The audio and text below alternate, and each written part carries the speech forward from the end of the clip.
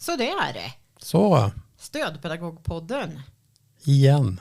Ja, tillbaka i poddstudion. Det låter som att vi gör det här varje vecka, men som vi sa innan. Nej, Vi spelar in lite grann så att vi ser inte varandra varannan det gör vecka. vi inte. Vi kommunicerar inte ens varje vecka, har jag kommit på.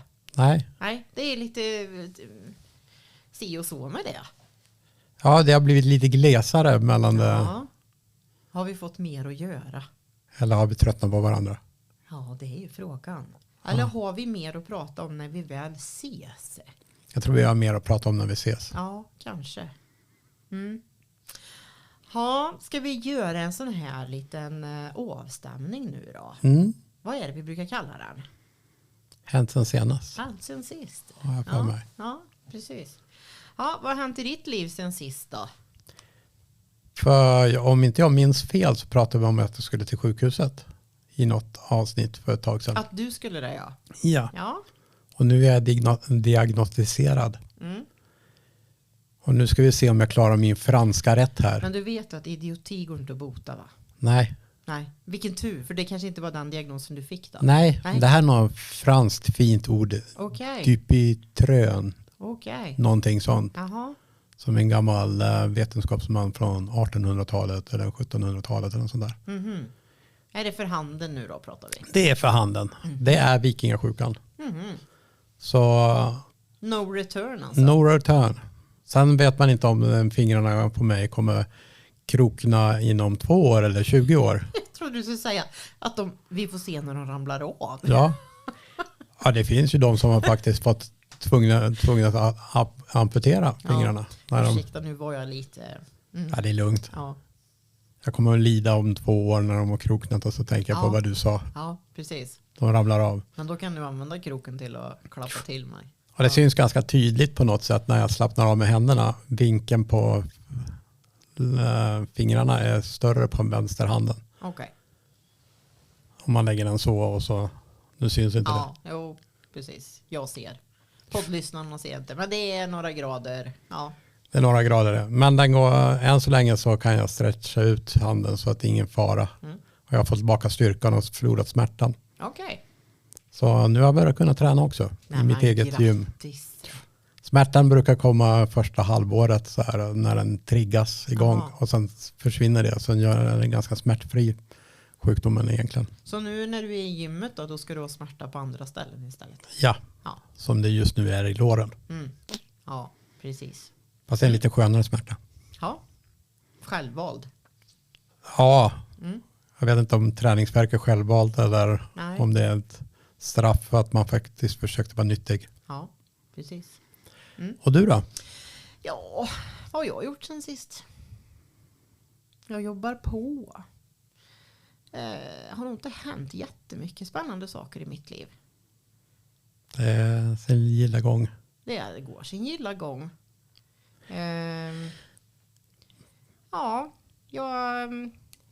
Jag kan väl lika gärna nämna det, tänker jag. Att jag är ju på en liten hälsoresa. Ja. Och det märks inte för lyssnarna. Nej. Lika lite som min hand Nej. syns för lyssnarna så syns det. Nej, rösten har väl inte ändrat sig något. Men kroppen kanske har ändrat sig lite. En smula. Du blev lite förvånad när du såg mig då. Ja, jag visste ju det, men redan innan för 3 veckor sedan eller 6 veckor sedan eller vad det var. Men det märks när man väl ser. Ja, precis. Jag har krympt lite. Men jag är inte klar än, så att vi kan väl återkomma när jag är klar. Så nästa gång så kommer jag vara ännu mer chockad. Då kommer du inte se mig här bakom poddmicken här. Nej. Nej, så lite kommer jag aldrig bli. Nej, där går gränsen. Ja, du hamnar i skuggan av labbskärmen, eller på att säga. Ja, du vet när man kan gömma sig bakom en stolpe, då är det inte bra, vet du. Nej, där kommer jag aldrig hamna. Jag tror du inte. Nej, jag är helt säker på det. Det får vara en jävla stor stolpe i så fall. Jag kan svor jag också. Jag kan fortfarande gömma mig bakom Michelin-gubben. Ja, jag med. Eller Michelin är det. Ja, nu är inte detta en hälsopodd, va? Nej. Skulle man kunna tro. Du med dina flådiga... Ja, Det har ju varit en liten följetong på mina händer. För det har pågått ett halvår nu. Men nu vet jag vad det är. Sen får jag hoppas att forskningen kommer snabbare fram än 2 till 20 år. Men du, då kan jag ju nästan, jag kan ju bräcka dig lite där. Jag har ju faktiskt haft obesitas hela livet. Vad sa du? Jag har ju haft obesitas hela livet. Ja. Ja. Ja, det har inte jag haft. Nej. Om vi nu ska tävla, menar jag. Nej. Jag kommer överleva i det. Det tror jag nog. Och du med. Jag med. Nej men du. Ska vi bara gå på dagens ämne? Dagens ämne, varför vi är här så att säga. Ja. Det här hade vi väldigt svårt att definiera vad vi skulle kalla det. Ja, men lite grann. Vi är väl lite inne på det här med straff och konsekvenser. Vad som är skillnad och vad man kan använda sig av. Ja, eller vad som är rimligt liksom. Ja. Så. Vi har väl både du och jag upplevt många gånger att en brukare, deltagare eller stödperson eller vad man nu vill kalla dem inte får göra misstag. För då blir det konsekvenser på det. Lite grann det här att man får inte göra ett misstag för då är man liksom... Då är man stämplad. Då är man stämplad. Att det är svårare att få en andra chans. Liksom. Och det är vi väldigt noga med att när det gäller oss själva. Alla förtjänar en andra chans. Och gäller det även mot en brukare till exempel? Jag kommer säga brukaren eftersom det är det jag jobbar ut efter. Det kan man ju fundera på. Alltså vi hade ju ett exempel där till exempel så. Att en person åker och handlar varje vecka i en viss butik. Och den här personen kräver en hel del förplanering och planering tydlighet. Och struktur och liksom sådär. Och så är det väl någonting som inte blir tydliggjort. Ja, för oftast är det ju vi som inte varit tillräckligt tydliga eller frångår vi frångår planen. Liksom. Och då händer det någonting. Och personen går väl i affekt på något vis. Liksom.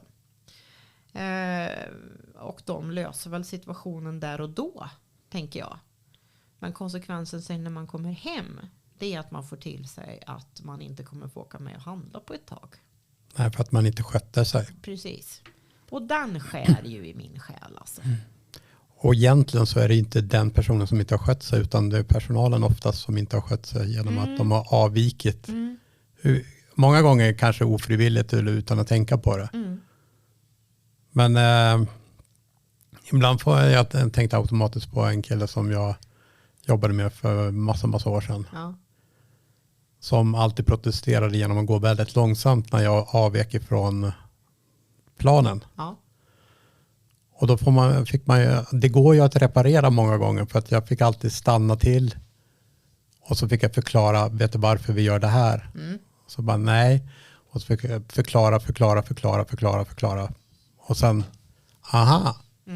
Och då går det också för den personen att bryta den utsatta planen som jag har. Om man bara är tydlig i varför man bryter den. Exakt.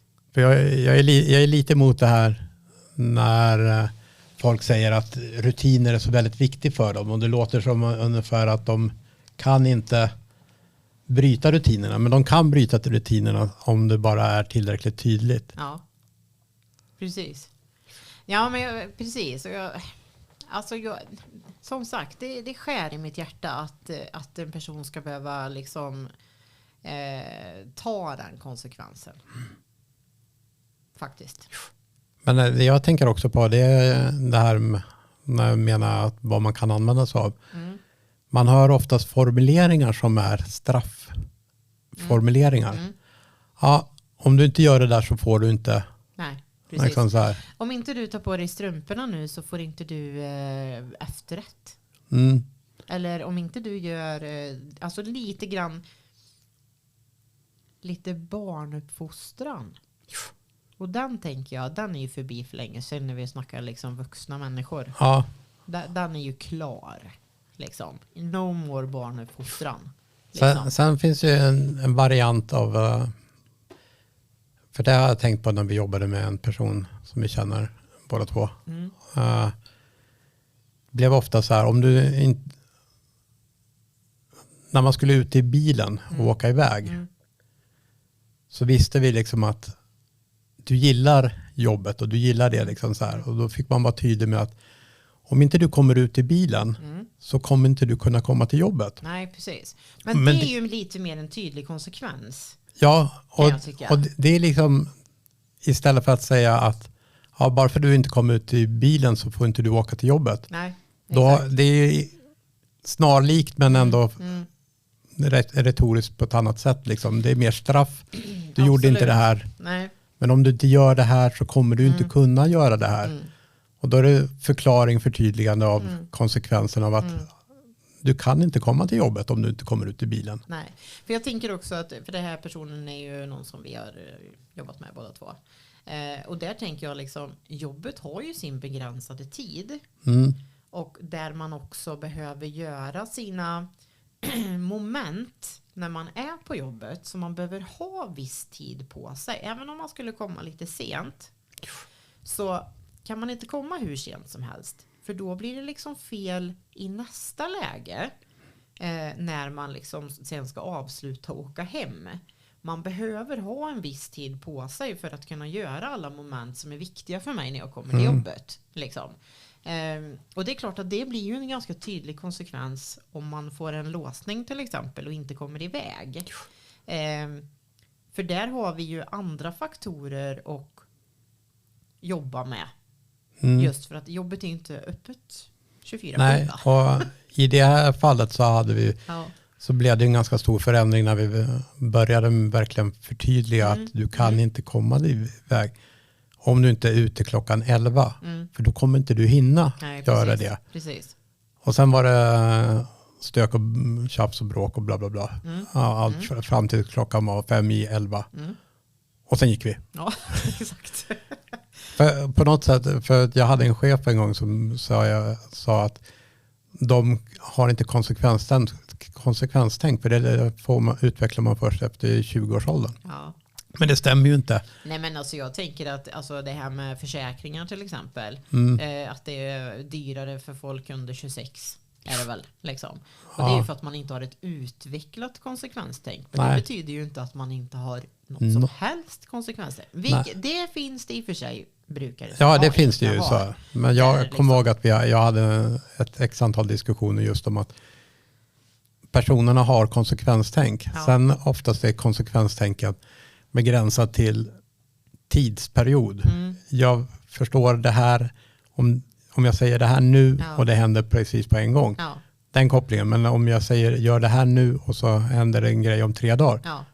Då är konsekvenstänket borta, för då har vi gått vidare. Precis, alltså att man behöver ju bryta ner den här konsekvensen till någonting som brukaren kan ta på. Där den kan förstå. Liksom. Det är ju kanske inte så här att men går inte du ut till bilen nu så får inte du lördagsgodis på lördag. Nej, för det är för långt. Det är måndag nu liksom. Så. Jag tänker när vi gjorde en sån, när jag gjorde vi hade en brukare som var väldigt dålig på att säga vad han ville göra. Och så gjorde jag en massa bilder åt honom som han kunde välja mellan. Och han var väldigt osäker på att välja den här grejen som han ville göra. Vilket var att klippa gräsmattan.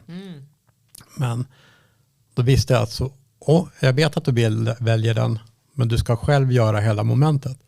Men det gällde i mitt huvud att när du har satt lappen på rätt plats, liksom, då gör vi det på en gång.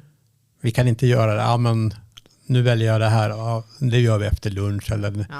För då försvinner den där kopplingen mellan att mitt valet är här och nu. Liksom. Här och nu och kunna förstå. Sen kan man kanske utveckla det längre fram och ta lite steg för steg. Ja, men jag tänker att det är en inlärningsprocess det här med val. Att lära någon att välja. Liksom. Och där behöver man ju börja här och nu. Alltså basic. Vill du ha ost eller skinka på smörgåsen? Alltså någonting som verkligen motiverar. Liksom. Och är det då gräsklippning, ja men då motiverar ju det här och nu. Då gör vi det nu. Nu ja. Ja. Nu gled vi lite grann ut från ämnet. Jo, men det gjorde vi absolut. Men det tillhör ändå lite grann med konsekvenserna, kan jag tycka. Ja, men det gör det. Det är tydligt liksom så här. Ja. Men framförallt så våran kärna i det här är väl det här med bestraffningar. Liksom. Hur vi kan inspirera andra till att tänka till. Vad är det för makt vi sitter på? Och hur använder vi den makten? För jag tänker att vi sitter i maktposition. Så är det. Jag tycker man ofta hör just det där med liksom, som du sa, uppfostran för barn. Liksom så här att, och inte ens då är det okej att straffa på det sättet. Nej, precis. Nej, och jag tänker också att det hör ihop med människosynen. Liksom. Att man behöver vara mer medveten om sina handlingar. Jag kan förstå, missförstolka mig rätt nu, men jag kan förstå att har man stått och försökt motivera en person i 2 timmar så är det lätt hänt att man blir lite frustrerad. Det har hänt en annan gång. Ja, det kan ha hänt en och annan gång. Och jag kan säga att jag nyligen hamnade i den här frustrationen. Liksom när jag verkligen hade försökt att vända på varenda jäkla sten som gick att vända på för att försöka motivera en person. Där jag hade en jättegullig kollega som sa, vet du vad? Vi byter. Nu byter vi och du går på rast. För nu orkar inte du mer.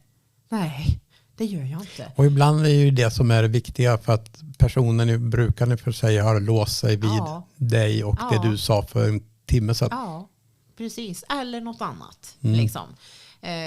Något ambivalent som liksom personen kanske inte själv vet varför. Sådär. Men just att och jag brukar inte dra mig själv så långt. Jag brukar säga ifrån tidigare liksom att nu funkar det inte. Men jag tror att det var liksom omständigheter som gjorde lite grann att jag hamnade i det där att jag bara köttade på. Liksom. Och till slut så, alltså jag är inte stolt över att jag i princip tappade det. Nej.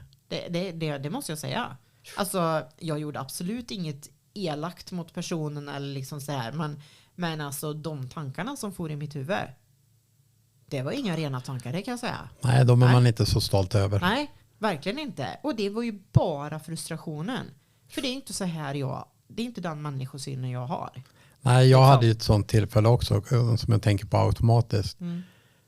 En trött och seg dålig dag från början liksom, så kommer man till jobbet och så strular det direkt liksom så här. Och stressfaktorn som jag hade då var också att vi hade personal som jag inte riktigt kunde byta med. Nej, precis. Liksom, när man känner... Då sitter man lite grann i skiten kan man säga. Och det var egentligen inget fel på personalen, men den ena var väldigt ny och hade inte kommit in i det, och då hade stressfaktorn blivit större för brukaren liksom så här, för att felen hade blivit ännu fler. Ja. Och så känner man att shit också. Jag får bita ihop, och då ökade stressfaktorn i mitt eget huvud liksom så här, jag är inte utvilad tillräckligt mycket just idag för detta. Exakt. Och jag tror att det var där jag också var i den här situationen som jag berättade om också. Att jag var inte på topp den dagen. Liksom. Även hur mycket man än försöker att lägga liksom det privata, liksom det här som man har med sig i bagaget när man kommer till jobbet. Hur mycket man försöker lägga det utanför. Så klarar man inte alltid att hålla det liksom. Det är inte mera människor, så är det ju. Men där tror jag nog att vi behöver jobba ännu mer på det här med vad har vi för handlingsplan när liksom vi känner att nu är det liksom, nu brinner huvudet här liksom. Och med facit i hand skulle jag ju ha bytt för länge sedan. Ja. Och den handlingsplanen liksom, att det finns de ställen som är väldigt bra på att men vi byter. Och jag vill nog ändå säga att min arbetsplats är duktiga på det. Men det är de. Ja, men det gäller ju ändå liksom att man någonstans man jobbar på. Skillnaden är väl kanske om man är på ett ställe där det händer hela tiden. För då är man inte duktig på det, och man vet heller inte sina egna gränser. Jag ska en gammal kollega som jag jobbade med. Så här, vi hade börjat samma dag och jobba, så vi hade verkligen följt åt på hela den här resan på det boendet. Liksom, så här. Och så sitter jag inne på kontoret så här, och så kommer han in liksom så här. Christian, gå och gör din sak nu. Din sak? Ja, jag vet att du fixar det här. Ja. Och så går jag dit och så fixar jag det och så byter vi igen. Och det var bara det att han hade en sån känsla för att nu pallar inte jag det här. Nej. Men jag vet också vem som är den rätta personen idag. Ja, exakt. Att ta över den. Så det var liksom, han kan gå till den personen eller den personen. Ja. Men just då känner han, Christian funkar den här gången. Ja. Så han bara, in och gör din sak. Ja. Man bara, okej, sätt dig ner och ta det lugnt. Och... Men du, pratar vi inte egentligen om det pedagogiska kapitalet då? Jo, det gör vi ju på... Du hade skapat relation, du hade fått förtroende, allt det här. Och då går saker mycket, mycket lättare. Ja, och det pedagogiska kapitalet tror jag många glömmer bort. Det ska man vara värna jädrigt hårt om alltså. För det vet jag också en fråga som jag liksom, hur lyckas du med den här personen? Ja. Du vet vem personen är som, så här, som kan vara väldigt svår låsa sig. Han låser sig liksom och sådana grejer. Och han vill inte göra nya grejer. Och så får man honom göra nya grejer. Och så ska man förklara hur får du honom. Det började med att jag valde mellan ost och korv. Ja, exakt. För 2 år sedan. Ja. Liksom, jag står på mig att du ska välja mellan den här osten och korven. Och du vet att om du väljer osten 9 gånger av 10 så den 10:e gången så får du korven. Ja. Eller kaviarn eller vilken du nu väljer. Ja. Och där börjar det här förtroendekapitalet och pedagogiska kapitalet att växa. Ja, men förtroendet liksom. För jag vet att samma person så var jag med och liksom introducerade på daglig verksamhet. Och det började redan att jag åkte hem till personen och liksom skapade relation och liksom så här. Och alltså jag har ju nytta av det än idag. Ja, man har ju nytta av det hur länge som helst. Ja. Gud ja. Alltså, det är ju ofta så här kanske att när kollegor har haft... Jag säger inte att det alltid är så. För det skiter sig för mig också ibland. Och då är det en riktigt pissig dag. Liksom, för personen. Men kanske många gånger alltså, det låser sig med maten. Eller liksom, man ska ta någon medicin. Eller liksom sådär. Och många gånger så brukar det liksom lösa sig. När man kommer in. Och det är jädrigt gött att känna att man kan komma in och hjälpa. Liksom. Och alltså, ens kollegor uppskattar ju det också. Bara, gud vad gött nu kan vi gå vidare till nästa del liksom. För att nu kommer vi över det här. Eller personen ska gå på toaletten men man kommer liksom inte vidare. Kan du hjälpa mig liksom? Jag kommer ihåg till och med vi hade jag fick en utställning på jobbet en gång. Och vi hade grillning och sånt och då ville föräldrarna få ut sin son. Han gillar ju inte att komma ut där det är massa folk redan i förväg. Så då sa mamman till pappan liksom så här, fråga Christian. Ja. Och jag gjorde en tabbe. Okay. Jag glömde bort att han inte hade skor på sig. Ja, just det.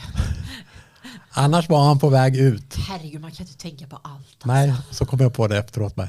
Klart du inte kan gå ut när du inte har skor på dig. Skor. Men du säger ingenting eller? Nej. Jag var så nära på att få ut honom. Ja.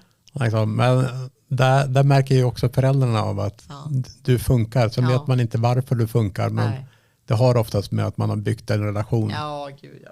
Alltså det tycker jag att det är spännande också när man ser personen med sina föräldrar. För att mamman och pappan där har ju också olika roller. Ja. Liksom, det är så tydligt. Och de är också väldigt medvetna om det. Alltså otroligt rimliga föräldrar som är otroligt medvetna. De de är väldigt medvetna. Ja, det kan man lugnt säga. Och liksom det här som en morsa kan göra liksom, hålla på och pilla och krama och liksom kittla lite och sådär. Ja. Det är sånt där som en annan aldrig skulle få göra. Ingen får röra i onödan. Och så kommer mamma. Och så kommer mamma och så är det tvärtom liksom. Och så en kulspruta till munnen. Ja, liksom. det är också. Alltså, pratar konstant liksom. Ja. Men otroligt mycket kärlek. Ja. Är det. Och det bara funkar liksom. Ja. Och så kommer pappa och är precis tvärtom. Han har lugnet själv. När mamma andas då flikar han in en liten, Ja, exakt. en liten konversation där. Ja. Nej, det är otroligt fina föräldrar. Det är det. Det är det. De har inte sysslat med så mycket straff i sitt... Nej, de har de inte. Nej, det skulle man ändå våga säga. Ja. Nej, men det är väl kontentan om vårt samtal här idag är väl egentligen det här att vi verkligen måste tänka till på att vara medvetna om våra egna handlingar. Och vad är det för språk vi använder? Vad är det för liksom hur lägger man upp konsekvenser? Ja, alla är värda en andra chans liksom. Ja, verkligen. Alla är verkligen värda en andra och chans. Och om det inte funkar liksom så här, det blir utbrott på ICA flera gånger liksom så här, då kanske man får planera om. Ja, precis. Planera om. Vad var det? Alltså verkligen så här kartlägga. Vad är det som funkar och vad är det som inte funkar? Är det Willys som gäller istället? Ja, men exakt. Man kanske ska åka till en mindre butik där det inte är 375 000 miljarder olika artiklar att välja mellan. Eller en större butik för att det är större utrymme liksom att röra på sig så att du inte är tätt in på alla människor. Eller en butik som inte någon annan åker till. Så man har hur mycket utrymme som helst där. Och som gärna är öppet 24/7 också. Så man inte har tidspress. Alla de här små bodarna. Ja, skämt åsido. Men de blir ju oftast inte öppna helt. Jo, du kommer in med... Gör man det? Med BankID. Ja, det kanske man gör. En del har väl så här 05 till 24 liksom. Ja, kanske. Men det är inte något fel heller liksom så här. För att vissa personer är mer liksom, kanske mer medgörliga och går sent på kvällen liksom så här. Ja, och då kanske man kan anpassa sig.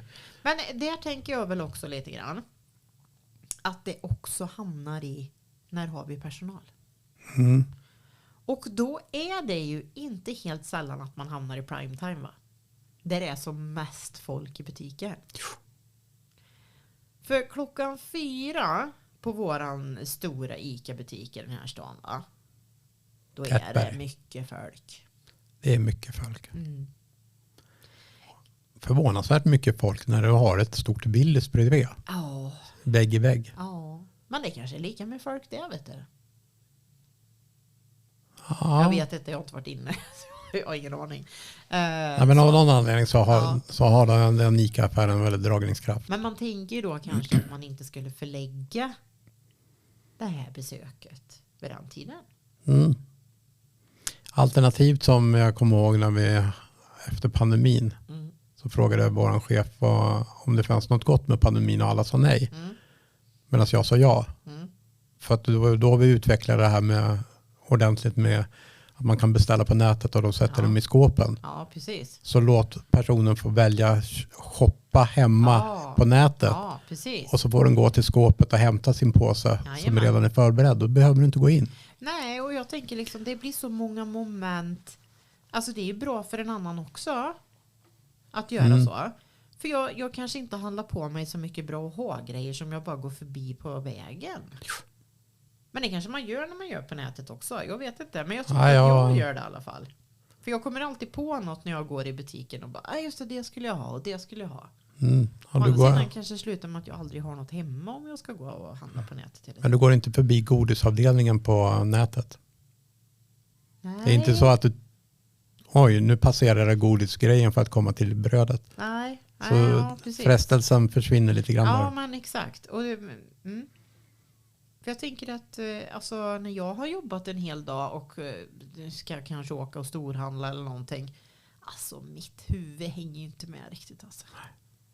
Och jag tänker också på våra vänner, liksom våra brukare. När de ska iväg. Det är ganska mycket man kräver av dem egentligen. Alltså dels har man ju liksom bestämt någon inköpslista innan och sådär. Och sen så ska man då förhålla sig till när man kommer till butiken. Och det kanske inte alltid ser exakt likadant ut i butiken som det gör. För det är ju alltid så här speciella varor som man har frontat. Eller liksom. Willys håller ju på att göra om väldigt mycket nu. Ja, jag hörde ryktas om det. Ja, de har gjort om väldigt mycket. De möblerar om hela butiken. Ja, och tänkte då ta med en brukare in där som har behov av mycket struktur. Alltså, jag gick 2 extra varv för att hitta det jag skulle ha. Ja, det blir ju kaos liksom. Så det krävs ju en del av både brukare och personal egentligen för att det ska bli en bra. Så. Men när det skiter sig så kan man ju undvika bestraffningarna i alla fall. Ja. Eller gör inte det, säger jag bara. Don't do it. Ja. Tänk som du sa, planera om.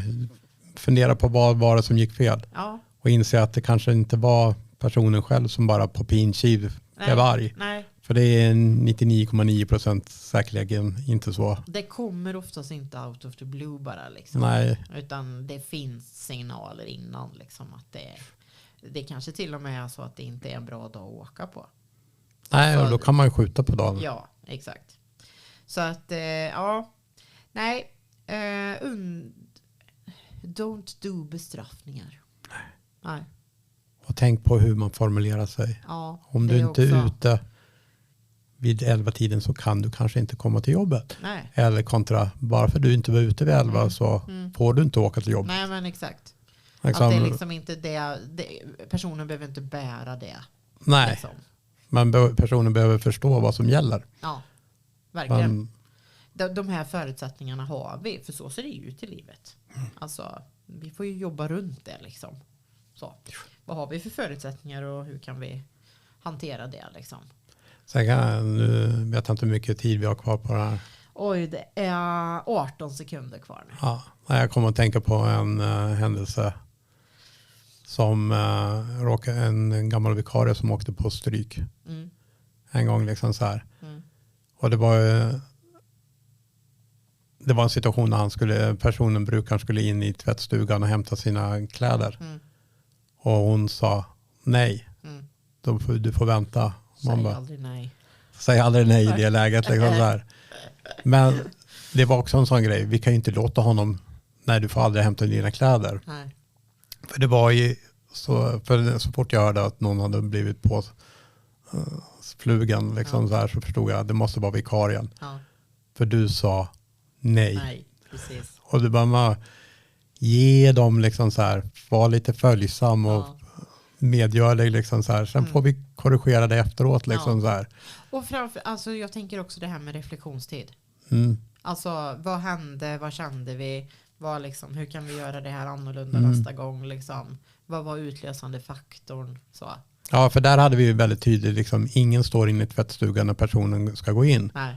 För du har ingenstans att gå ta vägen liksom, ryggen fri. Så det är bara backa ut och så bara varsågod, välkommen in. Så har du ryggen din fri liksom så här. Och det var ju den situationen så här, och personen ville ju väl. Men det var fel. Ja, jag vill vara duktig, jag vill hämta mina grejer och bla bla bla, och jag kommer för tidigt för de är blöta och någon säger nej, och då blev det ångest i den personen för att nu har jag gjort fel. Nej, men alltså också det här med ordet nej. Ja. Det är nog bara det man hör liksom. För det var ju bara det. Och vi vet ju att så fort den personen kände att jag gör någonting fel, då blir det en ångestframkallande grej liksom, som blev ett utåtagerande beteende. Så därför undvek vi alltid säga nej. Liksom, du får inte. För att det skapar. Men det var en så tydlig situation, kommer jag ihåg. Liksom. Ja. Och där var det inte frågan om att du får aldrig gå och hämta dina kläder igen. Nej. Utan problemet var ju personalen som inte var insatt i rutinen. Ja, precis. Jag tar detta lite snabbt också, för jag har en kollega som jobbade med en brukare där det fanns lite trotssyndrom också. Och den här personen ville gå och hämta en tv på en sån här vagn som vi brukade ha. Och min kollega sa nej. I 1 års tid fick hon hämta den där jäkla tvn. För hon bara, jag får skylla mig själv. Jag sa nej. Hemligheten är att göra det utan att säga nej. Att motivera till andra saker eller liksom sådär. Ja, så motivera. det var ju bara under 1 års tid att gå och traska iväg och hämta den där tvn varenda gång. Men man alltid lär man sig något. Ja. 1 år senare så hon mer mogen av Ja, antagligen. Men då har vi pratat lite konsekvenser och bestraffningar idag då. Ja, och lite allt möjligt. Ja, lite allt möjligt, ja, precis. Ja, förhoppningsvis kan vi väcka någon tanke till någon där ute. Kanske? Ja, jag hoppas det. Ja. Vi får i alla fall fler och fler lyssnare som följer oss. Det rullar på. Men vi vill ju gärna ha lite mer fart på våran Facebook och Instagram. Alltså. Så ni får gärna kommentera. Vi har fortfarande omröstningen ute. Det har vi. Nu ska vi se om man vill ha mer fallbeskrivningar. Va? Ja. Så det får man gärna gå in och rösta lite på. Än så länge är det 100% på ena svaret. Ja, precis. Vi säger inte vilket. Nej. Nej, men gärna gå in på vår Facebook och rösta Stödpedagogpodden. Och vi lägger väl ut något inlägg som vanligt när vi gör ett nytt avsnitt också. Ja. Tänker jag. Ja, nej men... på återhörande. Vi säger på återhörande.